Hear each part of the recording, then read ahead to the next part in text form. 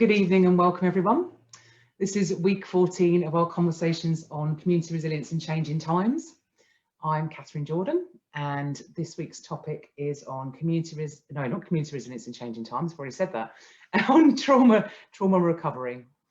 So big welcome to Dan and Anne who are joining me on this conversation this evening. Big welcome to both of you. Hi there. Hello. Catherine, good to be here. So I'll just introduce Dan and Anne a little bit before I say a bit more about the topic we're going to be speaking on this evening. So Anne Upton is a relational mindfulness psychotherapeutic practitioner. She works with sensations in the body and whatever else arises in the present moment, helping to meet stuck places from the past and build resilience for the future. Look forward to hearing more about your work, Anne. And Dan COLGAN. Dan is a psychotherapist living and working in Amsterdam in the Netherlands. He's transitioning towards psychotherapy after a career in the ad industry, business and coaching. He's particularly interested in attunement, relationship and the holding power of the spiritual field. So welcome, Dan. Look forward to hearing more from you as well. Okay, so I'll just read a little something just to introduce the topic of what we'll be talking about this evening, and then we'll get into it.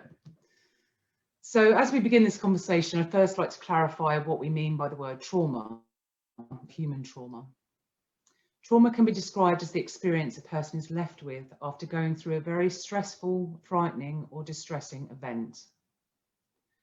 When we talk about emotional or psychological trauma, we are talking about the impact we are left with when going through such events and how we are affected by these experiences.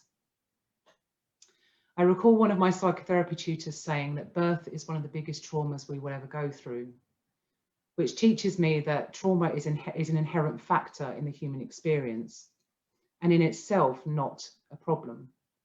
However, how we handle and process trauma is where the problem lies.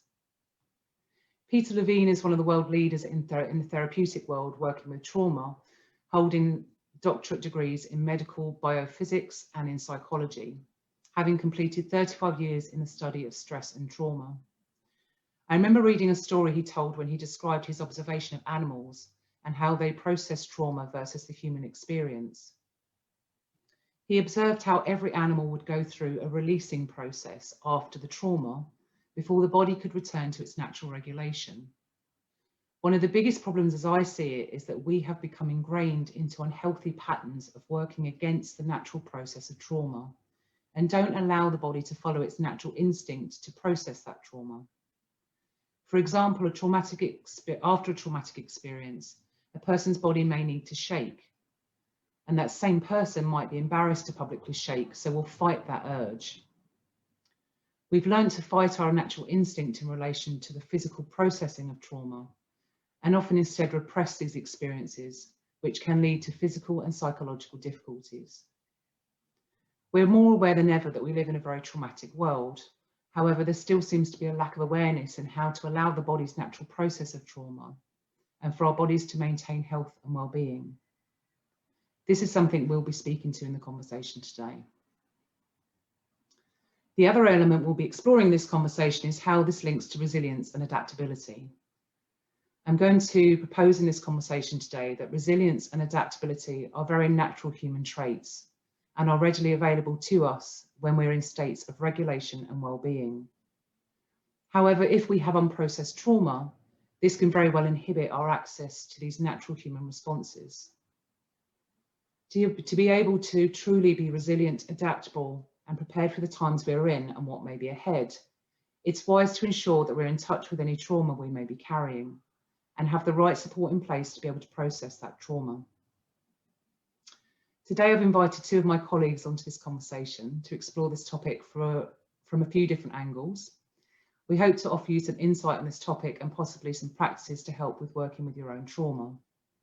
Just to mention, the common perspective the three of us hold is that we have an understanding of trauma in relation to psychotherapy work.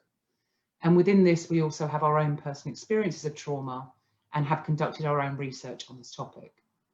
Therefore, we have proposed, what I may have proposed in this opening reading, may sit differently to the opinions of Dan and Anne. So any initial responses to that? Any kind of agreements or disagreements, or any thoughts in response to that? Annie, do you want to say something? If you were off the blocks straight away. Well, I just simply like I thought it was a good summary. Was nodding along with all of that for sure. Yeah. Right, thanks. Anything from you, Anne? Anything you want to add to that? Yeah, or? I mean, likewise, absolutely. The idea that trauma is not inherently, the event itself is not inherently the problem. It's the way we adapt to it, is the configuration of our response and our adaptation, and the story that comes out of it over time is sort of the crux of the issue, and how animals are naturally adapted to just have a physical response to trauma, and they process it pretty much on the spot. Sort of indicates that because we have these brains, these thinking minds, it's sort of that's what we're working with when we're working with trauma, as much as we're working with dropping back into the body. So it's both, and yeah, it's about alone in the overwhelm and learning how to undo that in a relationship. Yeah, thanks. I think the actual story I read of Peter Levine's was, he was describing two either ducks or geese. I don't know if you've read this story. And he watched them kind of go away. They had a sort of a conflict, and then they went away and they both flapped their wings like mad. And he saw how they released the trauma from their bodies, and then followed that pattern with, you know, every other animal he observed. And that's the sort of thing that we don't, in our culture, allow our bodies to sort of have that natural response. We lock it down, and we don't allow it because it's not culturally acceptable to do things like that. And that's, you know, I think a big part of the problem we're seeing at the moment. So David, if you're with us, if you wanted to pop in and just say what you'll be doing this evening, that would be grand. Hello, my name's David, and I'll just be popping in from time to time if there are any comments in the event as it's relayed in start again. So my job is to liaise between the Facebook event and the live event as it's been created on Zoom. So that if you're watching live on Facebook, you'll see there's a comment section. So you can write comments. They can be comments, they can be appreciations, they can be questions. And I can just relay them on to Catherine and her team of panelists, so that it's not just a bunch of experts talking to a passive audience, but it's something that we're all creating together. So there's no question or comment you can't put in there. So don't be shy, get your fingers twiddling away. We'd love to hear from you. Thank you. Thanks, David. Okay, great. So I'll move on to some bit more personal questions so we can find out a bit more about both of you. So Anne, I'll start with your question, if that's okay. So Anne, from what we were talking about, this is a question that came out of our conversation. When we spoke, you mentioned something called Psychotherapeutic Alliance and how this can help with developing resilience. I wonder if you could tell us a bit more about what is Psychotherapeutic Alliance and how do you understand it to be helpful in relation to trauma and resilience? Okay, yeah. Big question. It is, yeah. Let's see which end of the stick I'll grab. I guess the idea is, for me,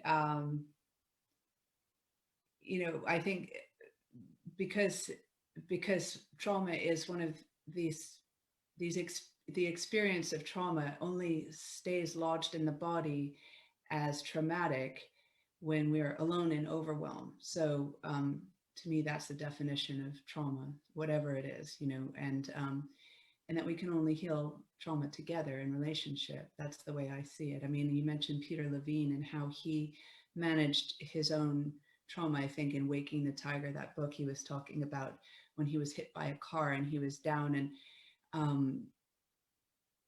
he didn't know what was happening. As he was kind of coming to, a woman came up to him. I forget what kind of, maybe she was teacher or something, but she knew to get down to where he was. And she asked him if there was anything that she could do. And he said, just hold my hand. And she held his hand and she maintained eye contact.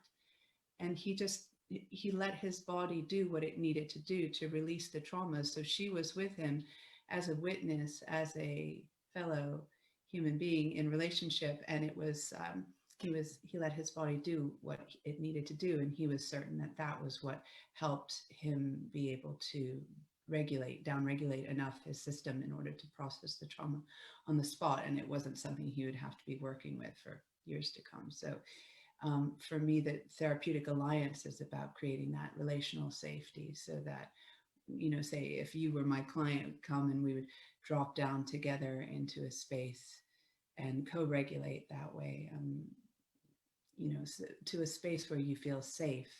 And that's where we would be working, within that space, within that window of tolerance. And it's a communication between two people that allows us to go into this terrain. Yeah, thank you, Anne. And we're going to talk a bit more about co-regulation a bit later, so we'll elaborate that. I know you just mentioned there about window of tolerance. Do you mind just explaining what that is for people that aren't familiar with that term? Yeah, exactly. So that's it's sort of, as you approach the material that you want to work with, that we would work with together, it's the sensations.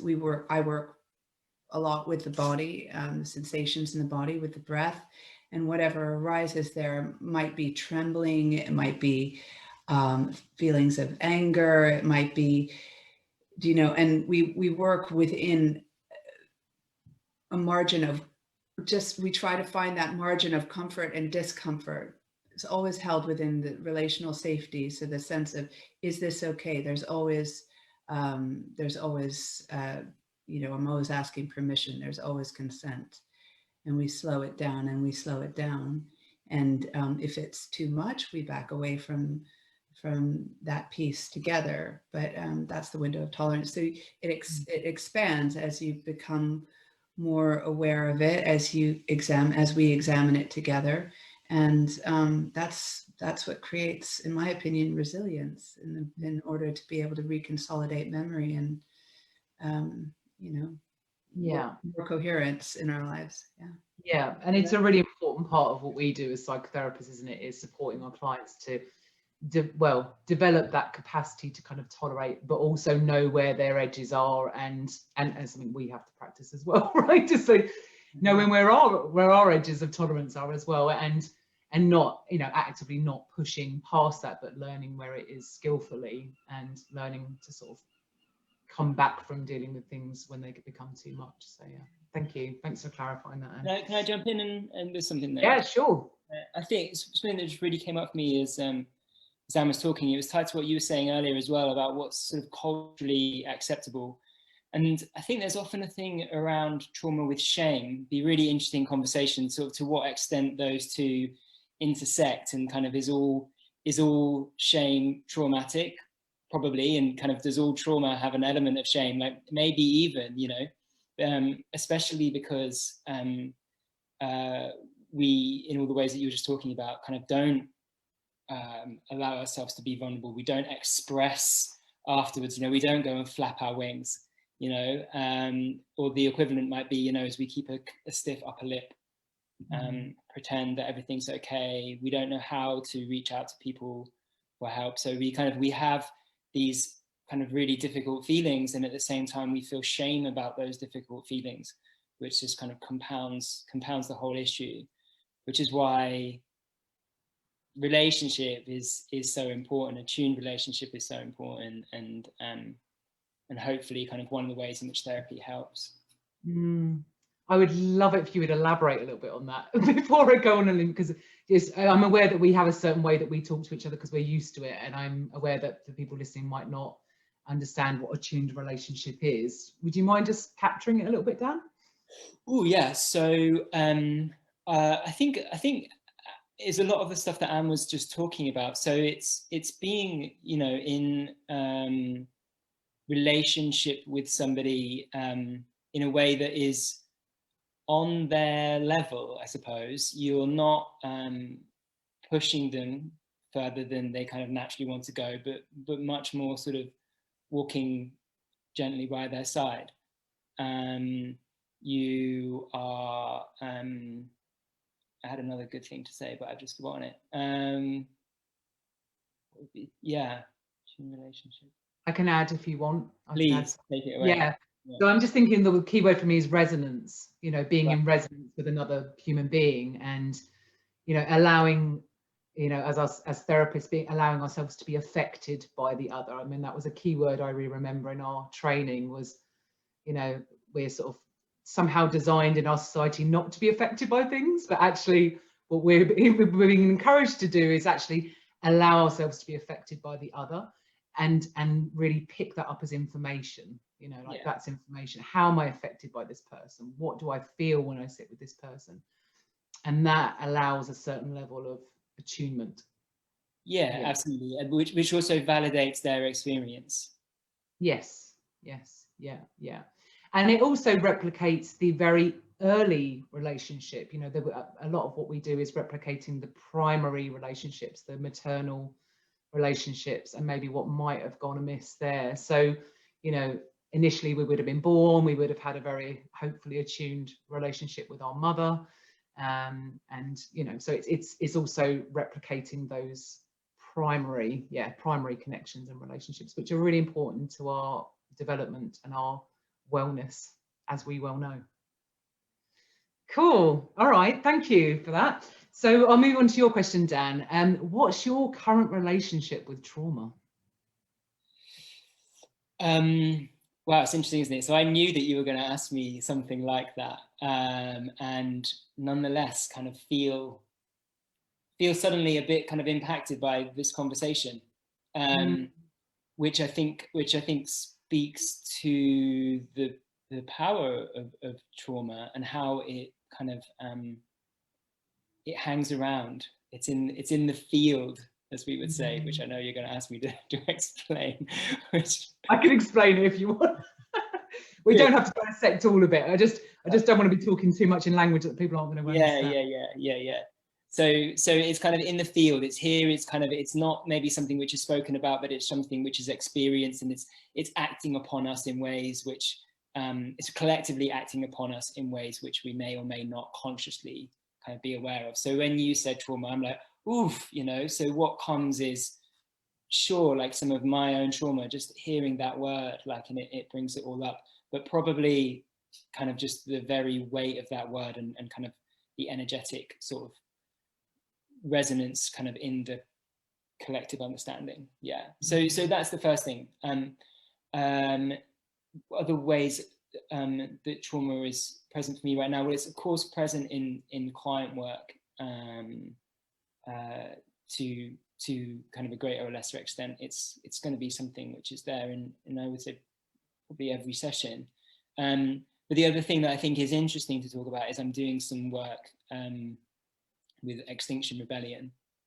So working with activists, sort of trying to kind of, as far as you can, kind of make people a bit more trauma literate in just short trainings, which is really difficult, but just to make them a bit more trauma literate before they go into confrontational situations. So, you know, unfortunately they'll be having confrontational situations sometimes with police or even with other members of the public. And whether that's a good idea or not would be a whole different podcast. But the other thing is that kind of people involved in Extinction Rebellion are coming into contact with kind of some of the really difficult realities of climate change. They're engaging with this material, they're talking about it in ways which probably is not really happening in our wider society. And that is painful, you know, that's worrying. There's a lot of fear there. And we can talk later, you know, the extent to which that does or doesn't come under the heading of trauma, but it's all a lot of the same kind of self-regulation skills are really important. Yeah. And I think something that has been a common kind of conversation in the last year is how the pandemic has shifted our trauma up a notch somehow. It's like not necessarily given us more trauma, but whatever is there, it has kind of surfaced it a lot more. I don't know if that's been your experience or if that's been kind of conversations you've been a part of, but it's definitely been something I've been aware of and been hearing quite a lot from other therapists as well. Anne, did you want to add something to that, or? No, I was just nodding in agreement. I mean, it's definitely been my experience, and it seems that it's just congruent. You know, it's just sort of ripe for people's trauma to be activated. You know, just the separation from people that we're, you know, relationally, we're not sort of, everything has been, you know, everything that might have resourced us, might have helped us feel like we're in some sense of continuum or, you know, a coherent narrative has been disrupted. And so, yeah, I mean, I just see it all with every client, and I see it in my experience too. You know, I see. Yeah. No, me too. And I guess it makes sense on the level of, you know, a certain level of safety has been sort of removed at the moment, hasn't it? It's sort of, you know, our norms have a certain level of safety to them. We know we're going to go and do this job. We have a certain amount of money. You know, they're all things that help us to feel safe and regulated. And with that all shifting at the moment, it's kind of understandable that it would bring up, yeah, traumas that may already be there, or to kind of activating trauma generally, I think. Yeah. Certainly. Yeah. And I would also add that in certainly in the earlier stages of the pandemic, but the whole way through, there's been a message of, you know, you can't speak to people. It's unsafe to go outside. It's unsafe to shop. You know, you must sterilize yourself, and understandably measures have to be taken, but there is a message that would naturally, you know, I heard some crazy thing that 4 times every second, the brain scans for signs of danger. There's part of the brain that just does that. And it's always looking for what's safe. So if we're being told all the time, it's just not even safe to walk out of your door. Yeah, we're just in a heightened state. Yeah, that really makes sense. And I have wondered about the slightly left field of thought, but about the impact of that, having that kind of message all the time of, you know, on a really bodily level, you know, that when you go out, someone moves away from you to be 2 meters apart. Like, what is that telling our systems about safety and reassurance? When I know when we talked about this conversation, Dan and I were sort of in the same camp in sort of needing resonance with other people to kind of be okay. And so I've wondered for myself, what message is that giving my body right now, that when I go into a supermarket, someone moves away from me for them to feel safe? What's that telling my system? I'm really curious about that. And I'm also curious about you know, how it's going to be sort of moving back to more contact with people. I know there's been a lot of conversations I've heard. I actually heard a term last week. It's like FOMO, but it's not FOMO, but it's fear of being around people, basically. There's something now that's kind of emerging, right, where people are actually feeling really fearful about going back into spaces with people because we've had so much time out of that. So again, that's another kind of level of societal trauma that we're kind of facing in different ways at this time. So yeah, definitely. So I thought we could just now talk about the different types of regulation. So something we talked about in our pre-conversation to this was about different types of regulation. And regulation, what is regulation? Maybe good to clarify what regulation is. I don't know if I've got a quick answer to that one. Anyone got a quick answer to what regulation is? Basically, I think it's when your nervous system is able to calm itself, and we learn it early on from our, you know, caregivers, primary caregivers. And if we early on, as you said, Catherine, if that was disrupted somehow in what, you know, it's called relational trauma, you don't learn that kind of ability for your central nervous system to just calm itself. And you know, that's basically what it is. Yeah, thank you. Really great. I think my reference for what is good and healthy is often nature. So something I've really learned in terms of regulation is from nature, in watching how the natural world is always seeking to address balance and regulation. It's doing it all the time as a kind of whole ecosystem. It's always working to achieve this unachievable perfect balance. Somehow it's always working to do that. And I think the human body is the same. It's always working to achieve this kind of ideal sort of state of balance, and regulation, I suppose, is one way of describing that. So anything to add to that in terms of what regulation is done? No, I think it's this idea of the window of tolerance, you know, that Anne was talking about at the beginning. You know, we can go into different kind of areas of the brain, can't we? But I think that that's probably unnecessarily complicating it. Complicated, yeah, possibly, yeah, okay, thanks. So yeah, we talked about 3 different types of regulation. First one being self-regulation, and then co-regulation, and then a term I have recently started to use and possibly coined, I don't know if that's the case, I don't know for the first one to use it, but eco-regulation is the third one. So Anne, we'll start with you if that's all right. If you wanted to talk a bit more about self-regulation, that would be great. Sure, I'd be happy to. Yeah, I think the first point of contact is when we feel ourselves getting triggered, is that sort of coming back to ourselves. That's the first, you know, primary relationships. The self-regulation is not just talking yourself out of a tree. If you're really activated, at least for the kind of work that I do, it's, well, I guess my client wouldn't mind me sharing this because she said it would be okay. But I had a client who was working with, you know, how do you come back into your body to self-regulate if you've never had that experience? If you don't have that experience, if, for example, you have relational trauma or extreme PTSD, or, you know, from an early age, and during a piece of work that we did where we went back in her life to a place where she felt extremely alone, she was able to identify sort of the adult part of herself and the child part of herself. And we were in dialogue, they were in dialogue, what would the adult do for the child, etc. And in order to not merge the 2 parts, so that to bring the sort of functional adult on board to help her regulate, which is what we're doing when we self-regulate. It's like a kind adult coming in and saying, hey, you know, you're okay, I've got this.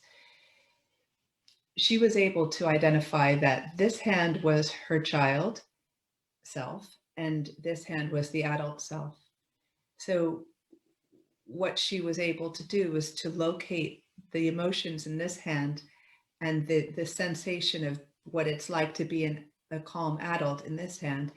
And this became her vocabulary to, you know, so when she feels herself activated in a situation, you know, that feels out of control, she can notice the sensations in her body.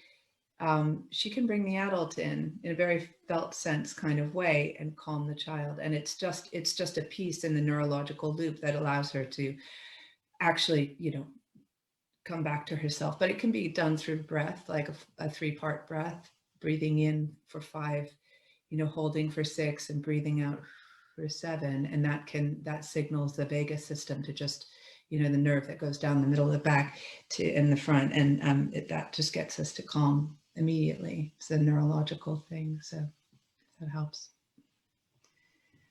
And I'm glad you mentioned breath there, because I was just thinking about self-regulation as you started talking, and thought actually a really simple example of a way to self-regulate is to be aware of awareness of breath, isn't it? Just to, you know, come into conscious awareness of our breathing. That's a really sort of simple version of self-regulation. So yeah, thanks for sharing that practice, Anne. I like that. I felt at ease when you did it as well. I felt a sense of ease in my system, so it was nice. So Dan, co-regulation. What is co-regulation, Dan? Yeah, well, we were laughing, weren't we, when we were talking about this before, because kind of Anne was saying that often kind of when she feels herself kind of being activated, she sort of needs to sort of self-regulate really before she can kind of allow others in. And I'm kind of the opposite, you know.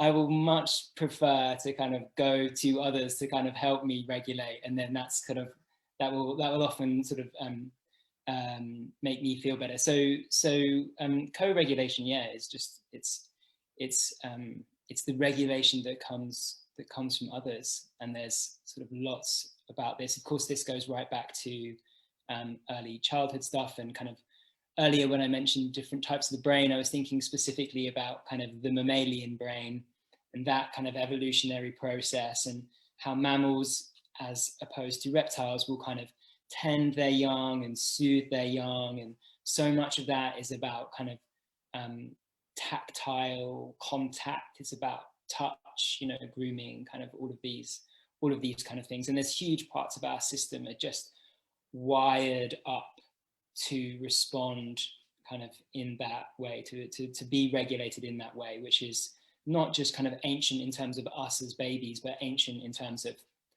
you know, us at pre kind of evolutionary stages. And co-regulation, of course, is like we talked about, it's kind of in therapy as well. But another example that I thought of, which is sort of just interesting and gives sort of a different perspective on this, is I remember reading about after the Rwandan genocide, which I think was 94, lots of sort of well-meaning kind of Western psychologists and psychotherapists kind of went over there and kind of said, you know, my goodness, you guys have just experienced the most incredible trauma, you know, we're here to help. And they sort of started to implement their sort of usual ways of working. And, you know, a lot of the Rwandans that they were looking to help were kind of like, wait a second, you know, you want to help me through my trauma by coming to sit alone in a dark room with you and talk about it? No, that's a horrible idea. No, I don't want to do that at all.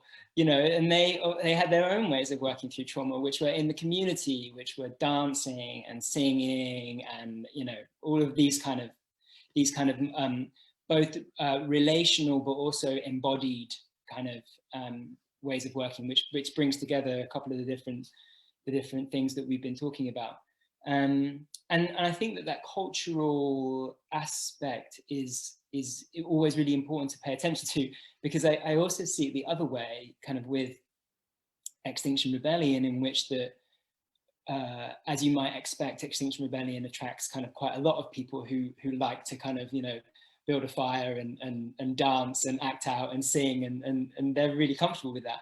And some people really just are not, you know, like there's people involved who just, you know, very much more in that kind of, for want of a better phrase, kind of traditional sort of Western way of relating. And this is all just way too much for them, and they just don't like it at all, you know. And I think that it's really, and in this conversation already, you know, Anne has a certain way, I have a certain way. We've talked about some cultural different ways, and how even within cultures they can be different. So that just kind of goes to show all the different ways that people can be helped, but why that attunement is really necessary to see what's right kind of for that person.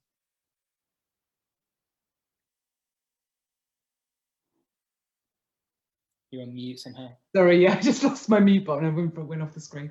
Yeah, thanks, Dan. I'm really glad you mentioned that story. I also heard that that story before as well, and it just, for me, it puts something in context about what we do, that somehow what we do is relevant to our culture, but definitely is not, you know, doesn't necessarily cross over all cultures and all ways of dealing with things, and that there are many ways to deal with trauma. I mean, one area I was particularly, or I am still particularly interested in, is healing just through awareness and contact. So just bringing consciousness and physical touch to another person's body, what that does in itself before, or, you know, over and above any words spoken. It's something I'm really, really interested in, and it's something I've really been challenged by in the last year, because, you know, it's something a lot of us haven't had.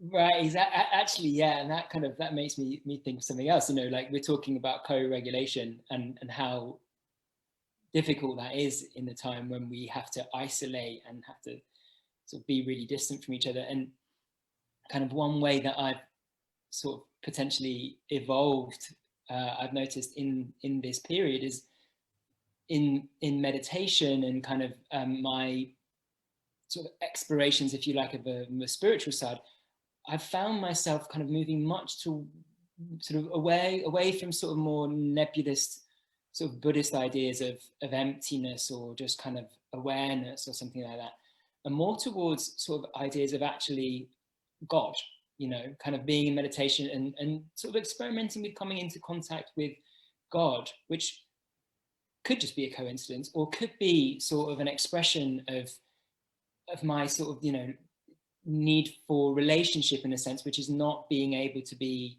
kind of held and supported under the current conditions. So kind of spiritually, I'm sort of developing, if you like, kind of this holding being to being relationship, because so many of my other holding being to being relationships have been sort of taken away from me in this situation. So when you're saying, yeah, I'm just curious, when you're saying you're more interested in God, what do you mean by that? Because it's such a different understandings around that word. What does it mean to you? Well, I try not to be pinned down on this kind of as much as possible. That's why I use the word exploration quite a lot then, I think. But I think broadly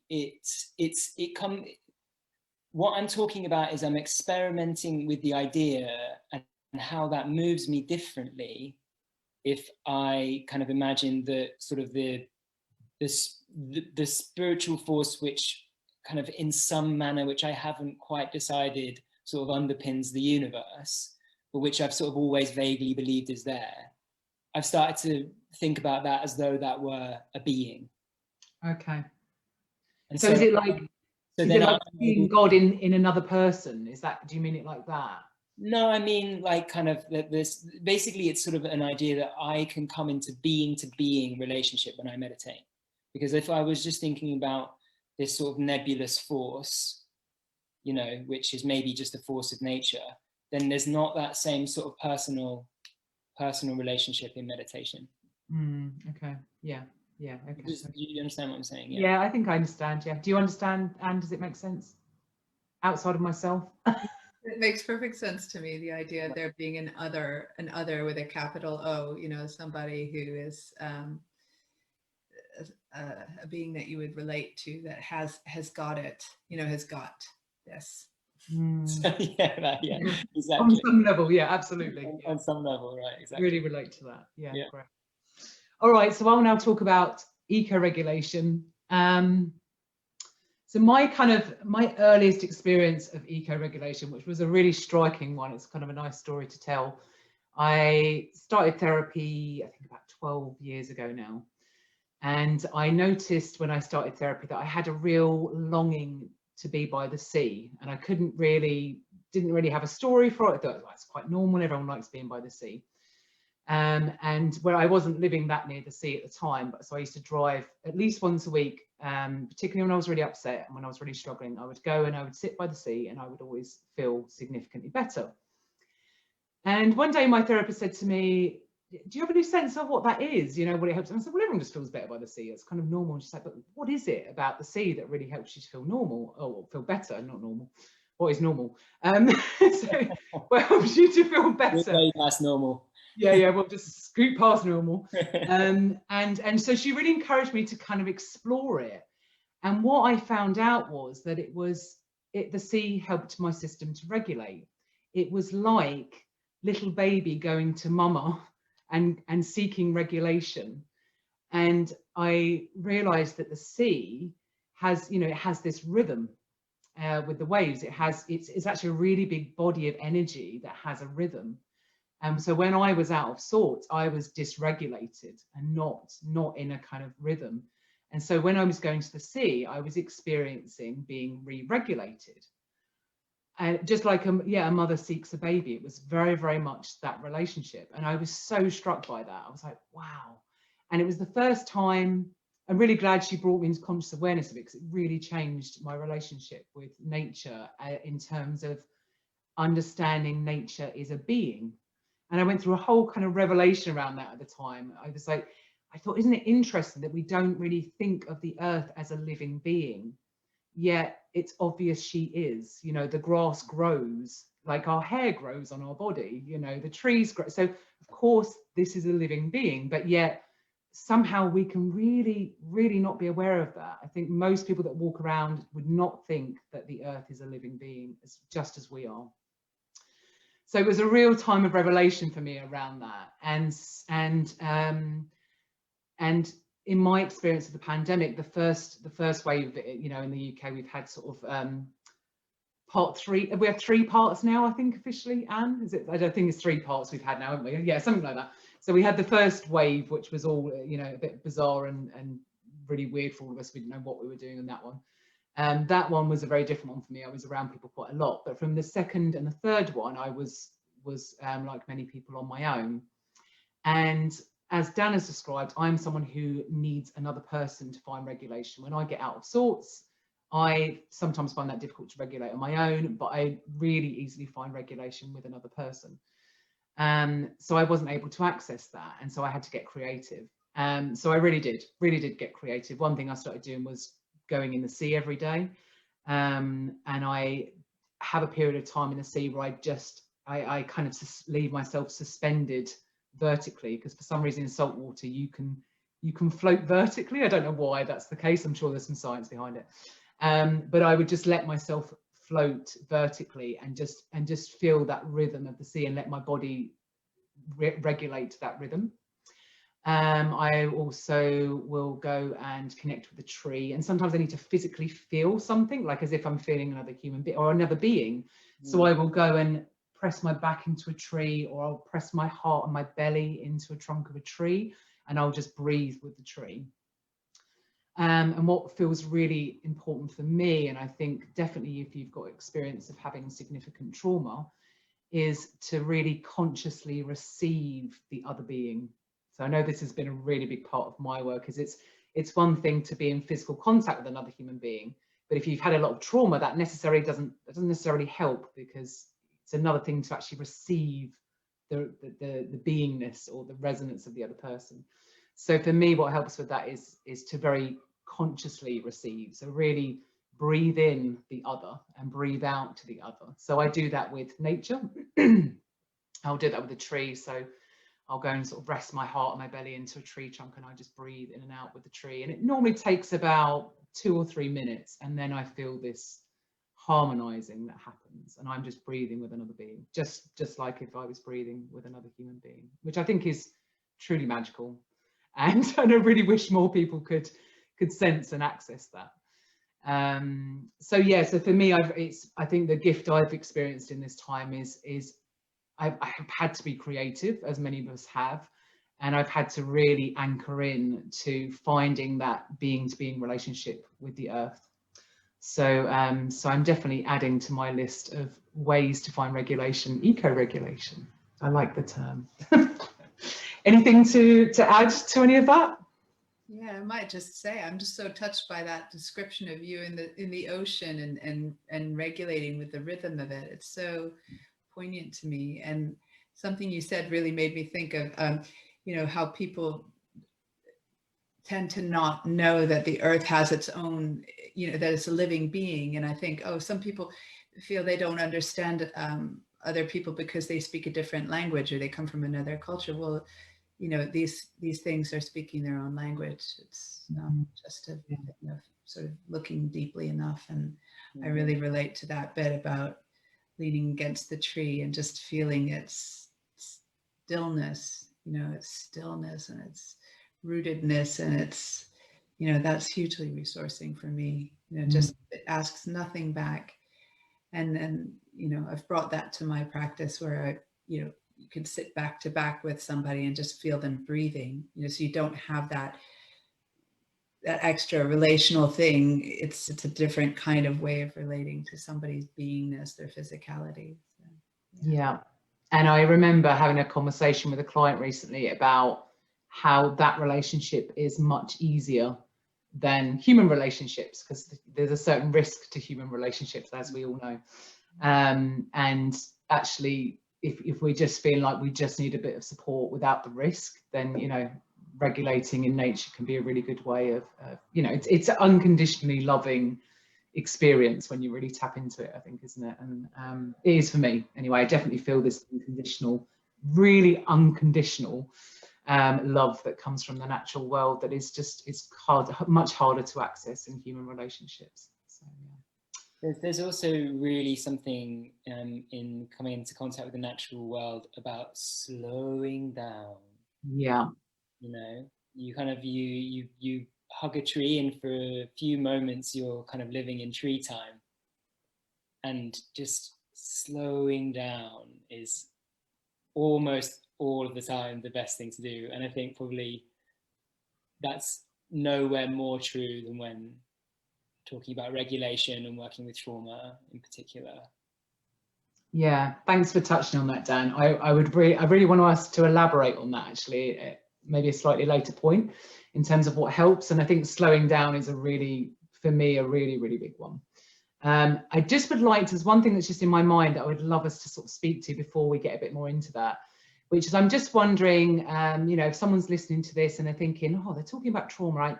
Yeah, I might have this. How do I know if I have trauma? What's the kind of experiences that someone might have that might indicate to them they have some kind of stuck trauma? Anything come to mind? And I'm definitely going to let you take this one. Take that one? Okay. I mean, there's this great, would it be okay if I read that piece that I had sent to you? Sure, yeah, please do. So that it really evokes something for me about the kind of experienced trauma. Okay, so this is by, oh my goodness, the name of the painter escapes me right now. He's Mexican. I will post that with the, you know, resources. Yeah, I'll share it with the link with the event. Fantastic thinker and writer. So people often quote Nietzsche's maxim, "That which does not kill us makes us stronger," to suggest perseverance in the face of difficulty. But that strength is gained at significant price. And I wonder what it means to be strong in that way. I think in many ways we are more able to withstand pain. Maybe we are more numb, but the stress factors are there, and they manifest themselves as time goes on. They have a way to threaten everything we do because we know they're there. Consciously or unconsciously, we report to them. We feel the lack of structural soundness in many ways to define the choices we make, how we make them, what we're willing to take on. So, to a large extent, we are those fractures, and sometimes they expand and sometimes they destroy. So I think he's pointing to something really important there in the idea that the cracks can expand. The cracks, I mean, when I think of trauma, it's literally different parts of your brain are activating. So it's a fracture. There's a fractured narrative there, and fractured sense of time a lot of times. And so the cracks that he's describing, you know, if they can expand and contract, great, that's your resilience. You know, you're working within your window of tolerance. But if they crack and they, you know, destroy, it's oftentimes when we're triggered and we're outside of our window of tolerance. We can't come back to center. We can't find the pause that says, oh, that I'm triggered. That was the past. You know, I'm going to go splash my face with some water, or go take a walk in nature, or just excuse myself for 5 minutes, or there is no pause in that place. It all collapses in, and we're really identified with it. So, sorry, what was the question? I just went there. This idea of I'm following you. It was just like, if someone is experiencing trauma, how do they know they're experiencing trauma? Yeah, exactly. It's sort of like time collapses and you're experiencing the activation of whatever triggered you. For example, you know, for me, it was my dog got attacked in the woods by a neighbor's dog, and there were issues about feeling safe in a place that resourced me. So, but I was really surprised by the fallout over the days, you know, that following, where I was experiencing symptoms of PTSD, and I recognized, oh, that has to do with something completely unrelated. But because my nervous system was so activated, it was, you know, it's just, trauma is just something that's stuck. It's like a pattern that's repeating and it's stuck.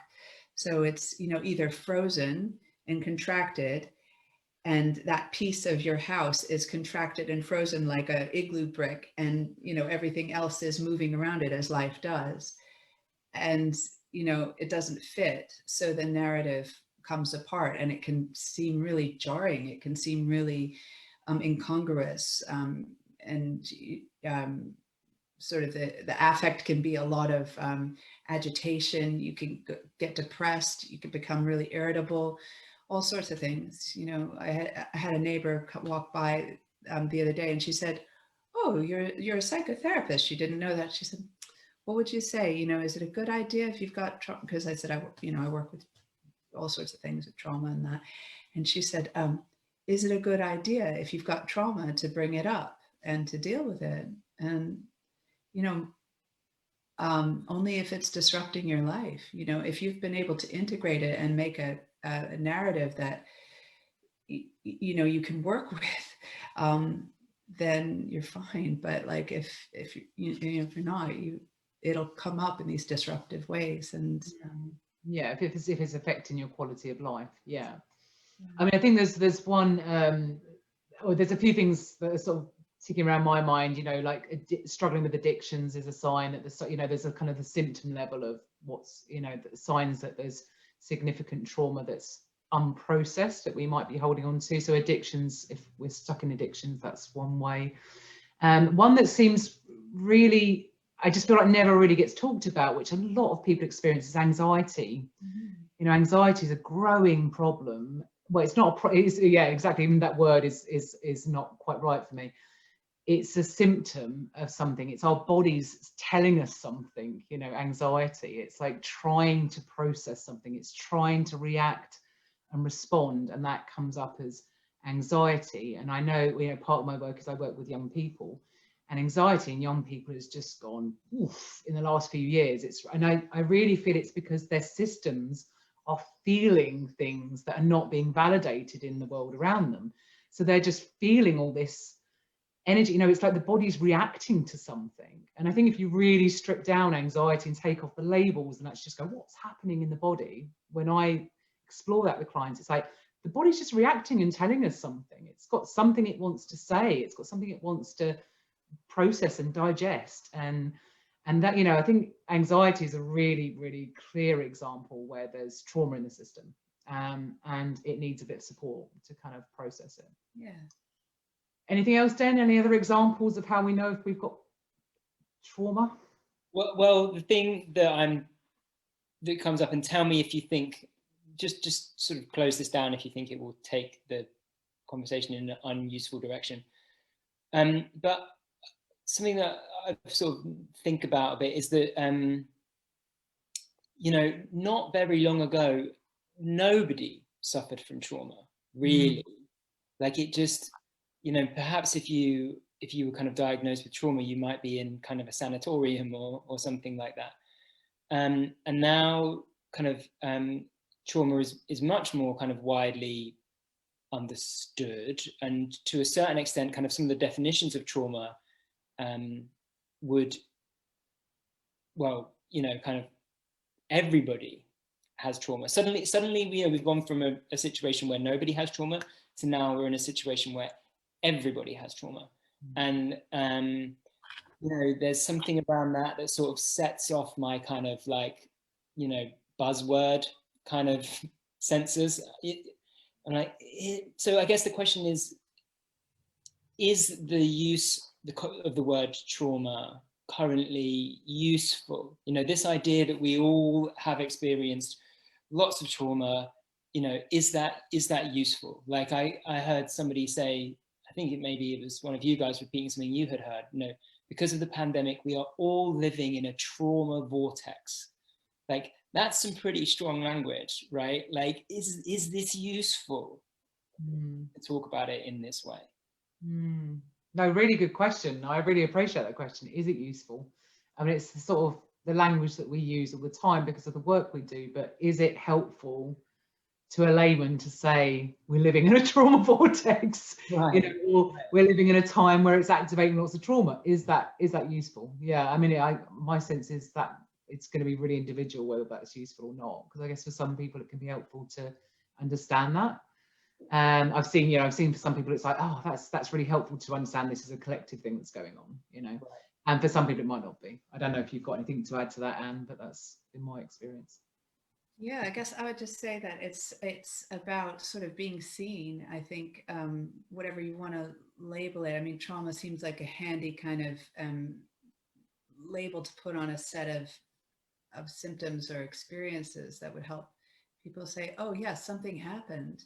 And that's the first sort of step. I think that in the past, no, it's not that nobody had trauma, it's just that they either didn't deal with it, you know, didn't know what to do, put them in a sanatorium. You know, we don't have sort of ritual dance. I mean, a lot of the time when communities were smaller, you know, there were opportunities to just get kind of crazy and dance. I mean, you look at the Bruegel paintings and you know, things got pretty crazy. And I think that it just the sense of being able to dance in a communal way, and you know, maybe there were more rites of passage and ways of coping with different traumas. So I think part of it is being able to say, oh, this is a thing.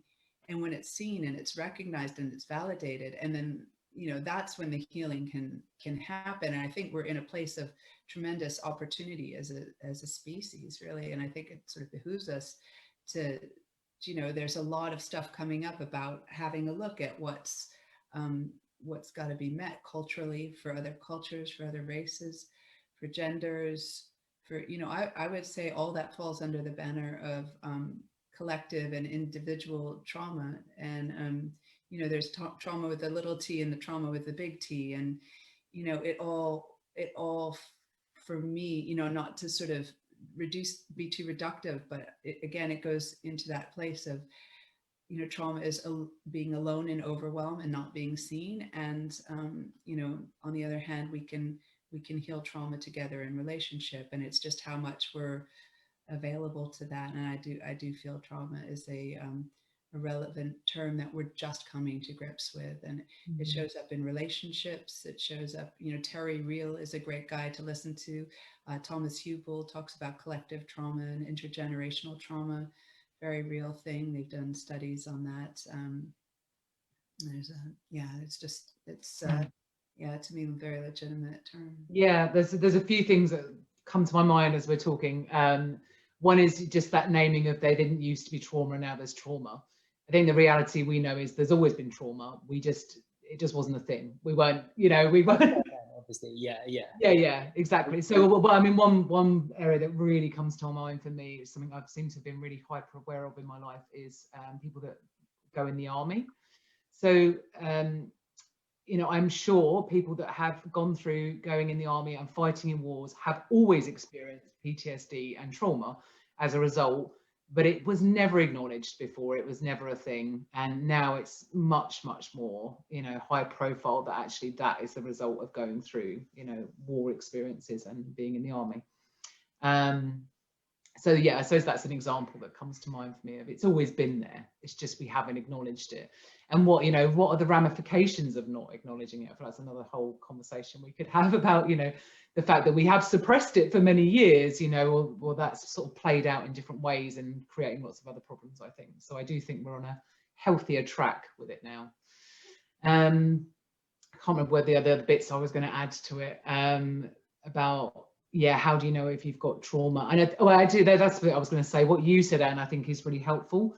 As I said in the beginning, we all go through trauma. There is no way you can be human and not experience trauma because we all go through birth experience fundamentally, which is a huge trauma. So trauma is part of life. It's okay. It's just a question of whether it's having a detrimental effect to our well-being and overall whether you know life is good enough or not given our experience. And I also heard someone recently talk about the unhealable wound, and I'd never heard this concept before, that actually as human beings we need to have a certain level of unhealable wound to be able to be affected by the world around us.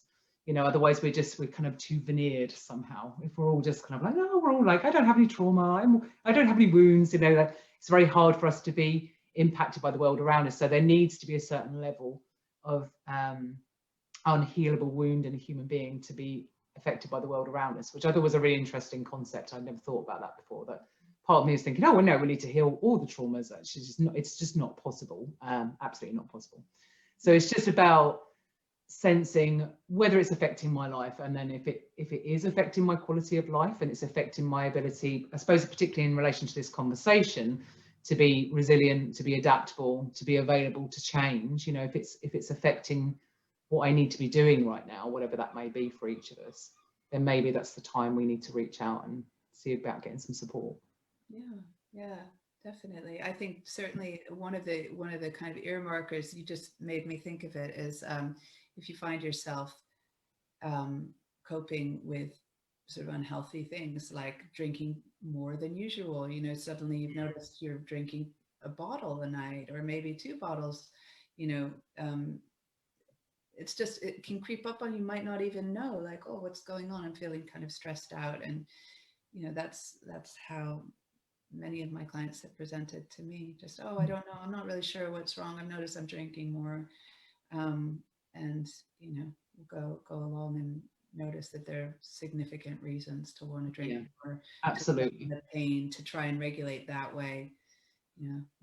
Yeah, and that's what, you know, addictions do. They're another way to regulate, aren't they? So totally understandable. Yeah, absolutely. A slightly embarrassing confession in that, like, even me, kind of, and you know, we learn about this stuff sort of all the time, and I experienced kind of a semi sort of traumatic, I won't go into exactly what it was, but semi sort of a somatically traumatic event kind of a few weeks ago. And I don't smoke. And I came home and I bought cigarettes, and I smoked like 5 cigarettes in one go. And then I smoked every day for like 2 weeks. And, you know, after a sort of I don't know how long it was, about 2 weeks, I was just done with it, you know, like whatever had kind of sort of been, but that was not processing, you know what I mean? That was just like, this is way too much. I need to shut some stuff down. And kind of, as unhealthy as I knew it was, just on like every level, that was kind of what I went for. And yeah, if the world was different, kind of maybe I'd have been able to process that in a more healthy way. Although actually, you know, kind of saying that, like, sometimes we just got to sort of roll with it a little bit, you know, and not kind of be judgmental over what's healthy and what isn't. Of course, like, you know, if we're drinking more or taking drugs or any of those kind of things, then that's something to be aware of. But I think also kind of not to get judgmental, and again, kind of bringing shame in around this. So it's like, okay, you're drinking more, like, that's your body asking for some help, you know. Yeah, and well done for noticing it in the first place. Yeah, exactly. Yeah. Thanks. I really like that invitation you just brought at the end, just that, you know, just that kind of soft awareness rather than self-judgment, of just like noticing there's a red flag, you know, oh, okay, there's something's trying to get my attention here, something needs a bit of help, you know, like that. It's a really lovely way of meeting it.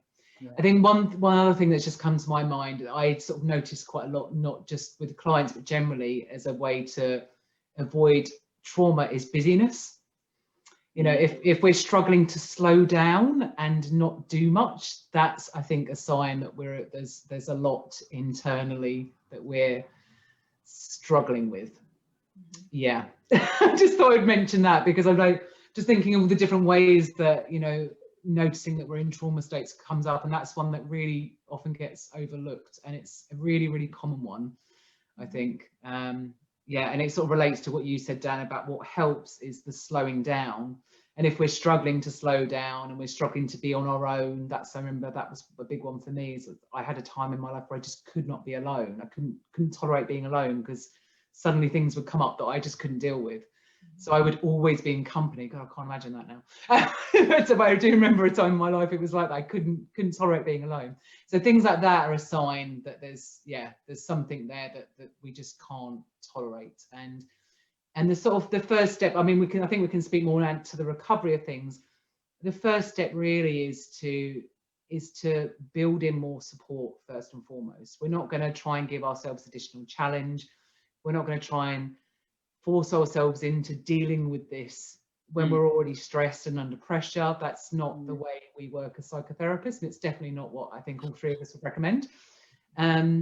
You know, the way we're trained to work is that we start first by resourcing, is a word we often use. So the image I have for resourcing is, you know, the house, there's a house here and it's a bit dysfunctional and it's been put together a bit poorly and it's all a bit of a mess, and it's like you need to just strip it down and work on the foundations. You know, what's your foundations to your house? You can't build the top of the house and if the foundations aren't right. So it's, you know, what is your foundations? What helps you to feel well? What helps you to feel regulated? What helps you to feel safe? You know, those are kind of pretty core things, and really focusing on those things first and foremost, building in more support.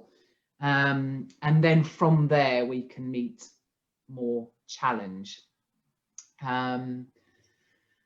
Yeah, anything to add to that? I think we could talk about, I want to talk about pace, because I think pace is really, really important. So I really want to pick up a bit more on that. Is there anything to add at that point, just about kind of, you know, this sort of step towards working with our trauma? If we know we've got trauma, we want to make steps towards it. Anything more to add around that? I guess I'm curious, Catherine, what are some of the things you do as examples of resource for your family? Yeah, good question. Good question. Yeah, resource. I've had a difficult relationship with resourcing, so I still kind of, it does a little funny thing in my mind when I think about it. Yeah, what I'm getting really I still have this internal fury to that word. So that's the problem I'm having right now. Wow. So see that there's trauma. Yeah, and I'll be honest, the reason I have that response is because I wasn't particularly well taken care of as a child. And so a big part of resourcing is you have to learn to take care of yourself. And it just really, really activates that wound of like, I want someone to look after me. I don't want to have to look after myself. So that's why I have a difficult relationship with resourcing. And I have done it enough to know that it is really where it's at as well. It's just like it really is. You can't deal with difficulty until you've got your foundations right. So yeah, so for me, I guess for me, you know, for years in therapy, it was just like, what do I love? What makes me feel good? What makes me feel supported? What do I enjoy? You know, really just doing things that we enjoy very actively. For me, singing, being in nature, sea swimming every day, you know, that's my kind of crazy but wonderful thing that I regularly do. Being with friends, or if, you know, I can't be with friends in person, having some kind of contact with friends. Yeah, it's simple things, isn't it? I think I was really surprised. I remember this feeling when I first got into therapy, that I was expecting to go there and she was going to do some magical thing and everything was going to start to get better. And I remember being really surprised that actually what she told me to do was really simple. I was like, well, surely that's not going to fix things. You know, me going and singing and taking walks in nature, that's not going to sort anything out. Is it? I'm like, come on, let's get on with the real work. I remember saying this to her, like, you know, what are you doing? Are you just like wasting my time? So I really remember feeling that. I was just like, you know, I expected something miraculous to happen, and it was actually really simple. What she kind of invited me to do was actually really simple. And now I understand that from the other side of the coin. But it is, isn't it? It is simple, I think. You know, what helps to heal things is simple. One last thing I'll say before I hand over to you two is about the pace thing. So someone said to me years ago, the phrase, everything traumatic is quick. And it really kind of rang a bell in me, that statement, everything that's traumatic is quick. So this was someone who was also a psychotherapist, and he said that was a real learning point for him, just to really think about pace. And so when we're kind of caught in a fast pace, it's often we're in some kind of trauma response. You know, if we're talking fast, if we're acting fast, I've tested this out for years, and I really agree with this. And so often an antidote to being in trauma states is really attending to pace. So as a psychotherapist, I think the way I work, one of the ways I work with that is just really being aware of the pace of my conversation. You know, am I talking quickly? Am I talking slowly?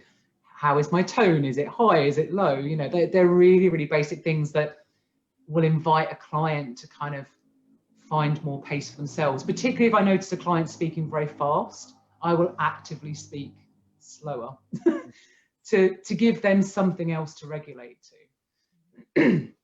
And I just noticed that thing around pace, you know, it's something I will often invite my clients just to attend to, you know, really, really just notice your pace. And even if they can just be more aware of what they're doing and what they're needing and attend to pace, I think those two things, I find myself saying that quite a lot at the moment, you know, awareness and pace, just really, you know, be aware of what you're doing. Even if you're going and binge drinking all weekend, fine, go and do it. But be aware of why you're doing it. See if you can catch what's happening as you go to do it.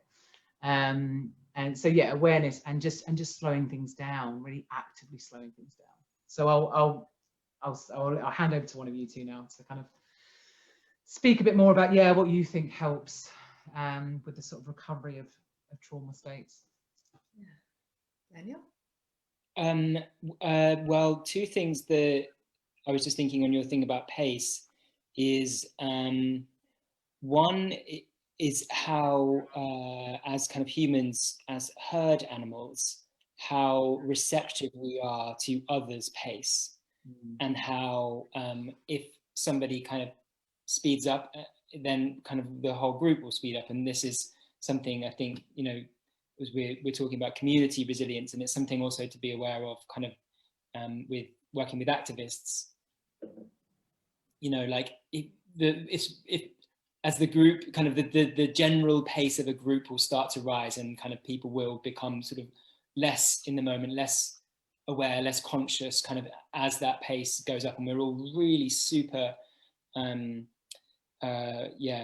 we can be easily influenced by that energy of a group, and it's much easier to make somebody speed people up than it is to slow people down. Yes. So it's just something really to be aware of, kind of if we're in a group and you know, maybe we're having a conversation about the pandemic or about something else, about climate change, and the temperature is rising or things are getting faster, you know, just to be aware that that can be really something to disrupt our systems kind of really easily. That's one of those situations where being in relationship is sort of not the best thing, or at least something to kind of enter into, as you say, kind of with awareness, and I'm just going to say mindfulness. We're trying to avoid buzzwords, but you know, with awareness, consciousness. The other thing I think which is really good around pace, and this is a good sort of therapist trick, but probably is something that can be, well, certainly something that people can kind of use for themselves as well, is this idea of what Peter Levine calls titration. But I think the word pendulation is actually easier, kind of like the pendulum on a clock. So you can kind of like, you can kind of be in a certain state, and then you can consciously pendulate out of that state in order to slow the experience down. So indeed, if you are reliving something traumatic, and whether you're speaking about it or even you're just kind of thinking about it in your mind, you can actively pendulate yourself kind of out of that by deliberately thinking about something different.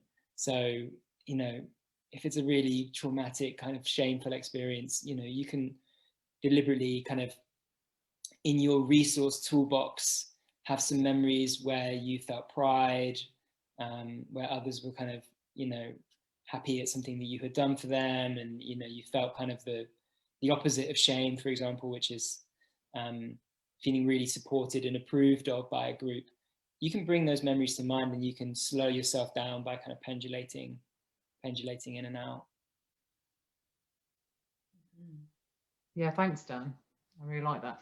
I like that you've touched on this a few times, this connection between trauma and shame, which I actually described in the opening, which I'm really interested in the relationship between the two, feel like we could talk about that for the next 12 minutes, but we probably haven't. We're really good to just do, but I just want to acknowledge it because it feels like a really important thing just to notice that relationship between the two, which I haven't before. So yeah, thanks. Right, yeah. I'm not, you know, I'm not 100% sure kind of where the edges are of those things and where they overlap either. But I think they certainly have a lot of impact upon one another. Yeah. I'm pretty sure that shame will really be getting in the way of processing trauma, because if there's a traumatic event, kind of as quickly, I can't believe you haven't said this earlier, you know, if there's a traumatic event, it's important to process that traumatic event as quickly as possible. So, you know, if something happens physically, like, you know, there's a car accident, you know, or you know, you get hit, or maybe it's just a little shunt. If you can get out of that and kind of shake yourself like you were doing, you know, like you were talking about the birds earlier, you know, if you can sing or dance or tell somebody about it, have them hug you, you know, as quickly as you can kind of work that stuff through your system, then the less it is to manifest as long-term trauma. And as we've been saying, kind of shame about it, you know, oh no, I'm absolutely fine, like things like that, or something actually happened that was shaming, like it was your fault, you know, something like that, shuts down those natural processes. And yeah. Thanks, Dan. Thanks for mentioning that as well about the responding quicker is better for us ideally, isn't it? Yeah, if we can. Great. And anything to add on the what helps to recover, what helps to kind of...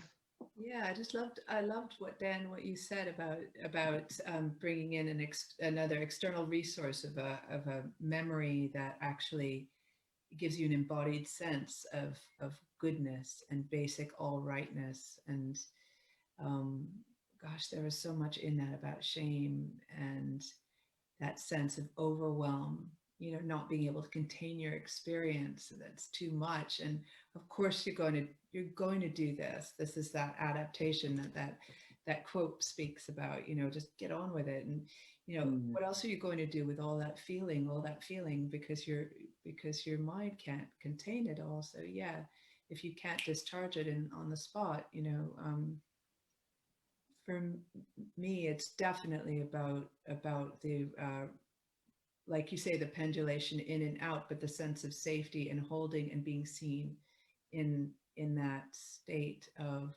you know, once someone privileges another person with their vulnerability, to be held and to be seen and accepted as they are in that state, I think has huge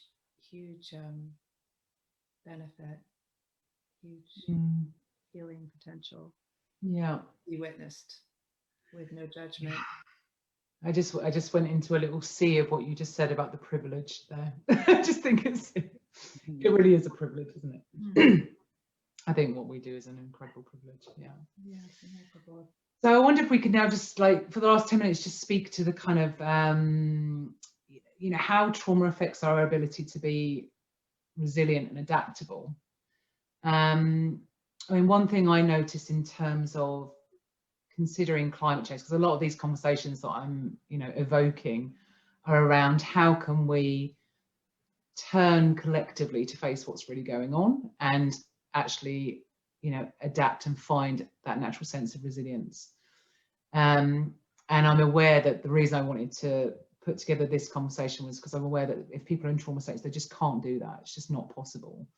So, you know, one thing I see quite commonly in people that just can't look at it is there is too much trauma in the system.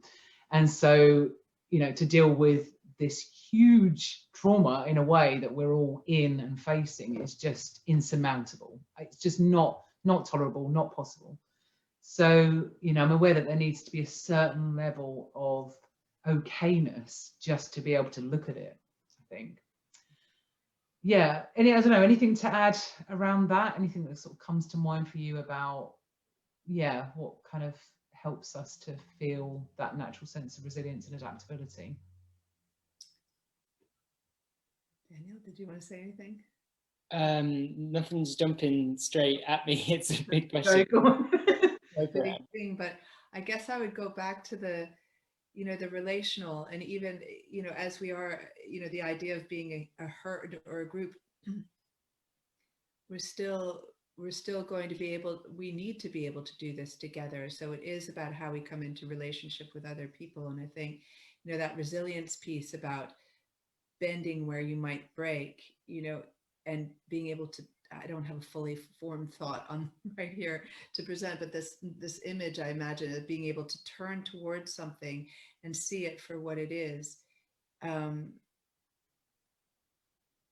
it's not possible to do that if we can't turn towards what's feels broken inside of ourselves, and to see it for what it is, and to be able to tend to it. And I'm sure anyone who has traumas listening to this, like, okay, fine, but I guess the message I would want to get out there is just that there is hope, that it is possible to heal from trauma. And it's something that maybe you have to keep revisiting, you know, like a pot that has a crack, you know, it does leak from time to time, you have to tend to it, but it's just not say, well, the pot's not broken, look, you know, it's holding water fine, will get you so far.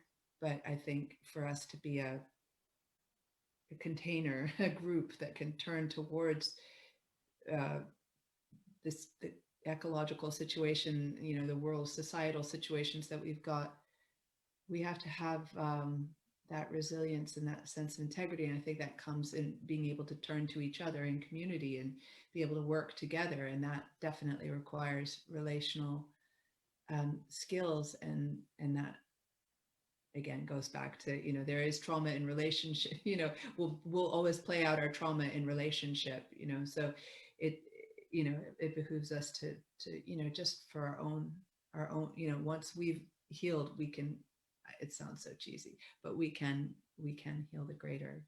And yeah, thanks for making that link, Anne. I think that's a really valuable link. It's like, you know, how can we face the bigger brokenness if we're not in touch with our own brokenness? Yeah, just I really, bigger. Yeah, absolutely. Yeah, it totally makes sense. Yeah, thank you. Dan, anything to add to that? Yeah, I think there's sort of no way really to conceive of an ideal scenario in which we three still have jobs. Like, ideally, kind of communities are, ideally kind of individuals are responding to each other in such a way that kind of vulnerability is made space for and accepted, and trauma can kind of be processed sort of in relationship kind of so much more easily. Just, you know, kids are taught it at school, and so friends can kind of just do a lot of this work for themselves. Kind of every small community, you know, within a city or a town or a village has groups where people come together to process kind of their traumas.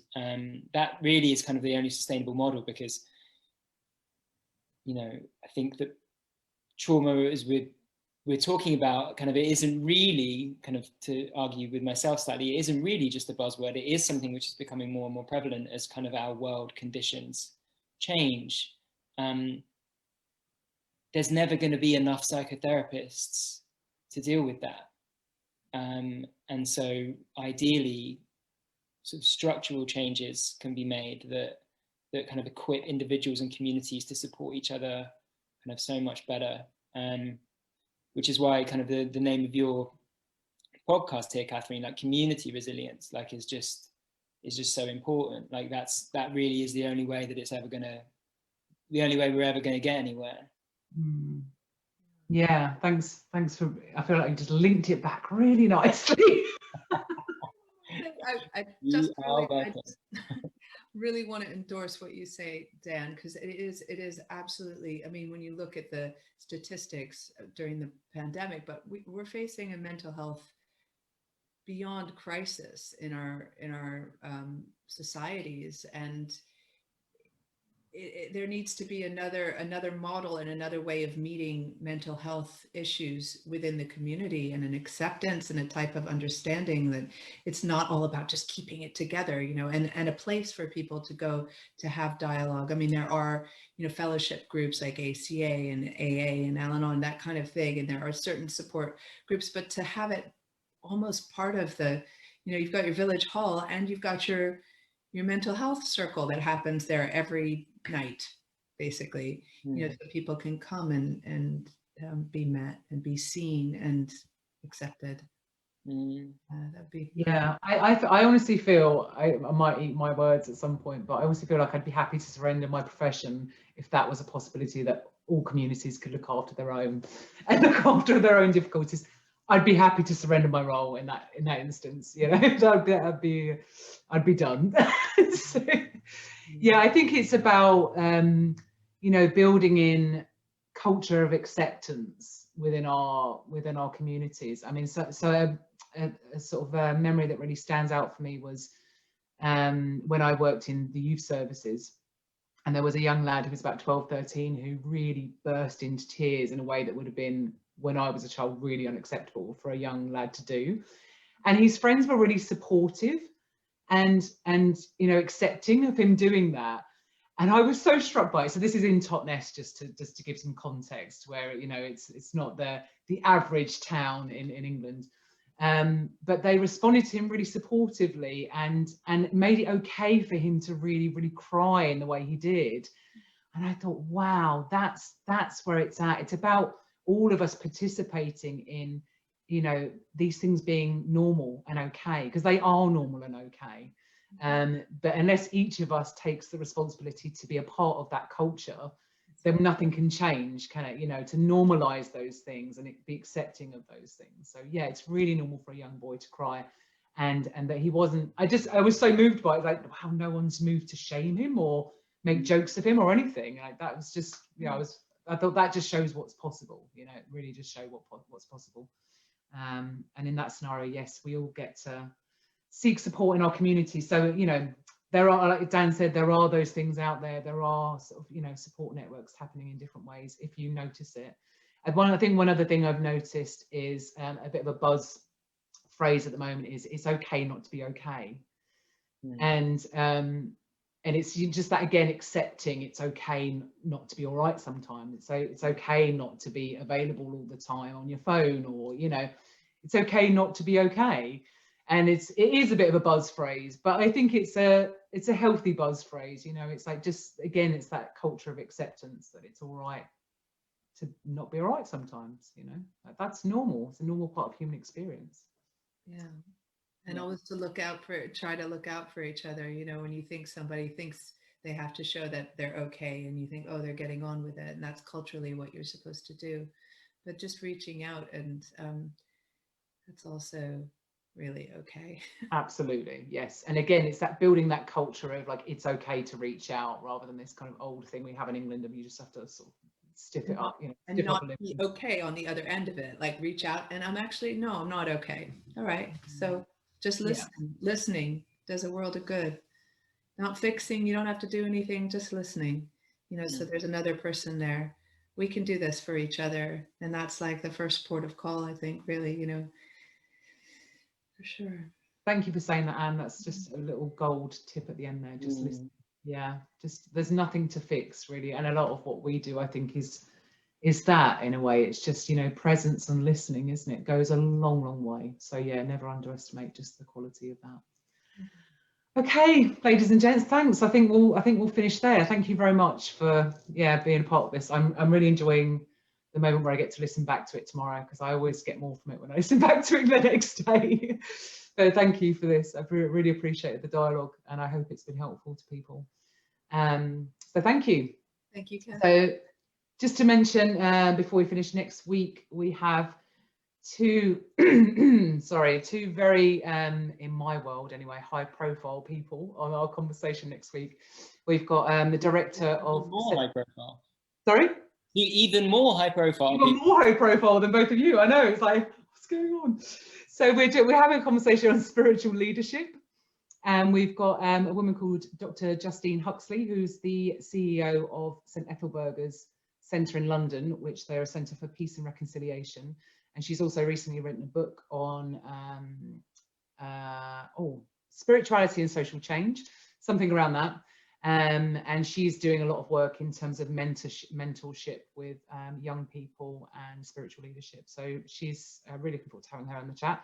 And she's going to be alongside Adam Bucko, who is a really cool dude. I would sum Adam up as he's a reverend, who's the coolest reverend ever. He's got long dreads, and he's really sort of modernizing the gold within Christian teachings. And he's he's an activist as well, and he's a really inspiring guy. So got these two people on the conversation next week if anyone wants to join us for that.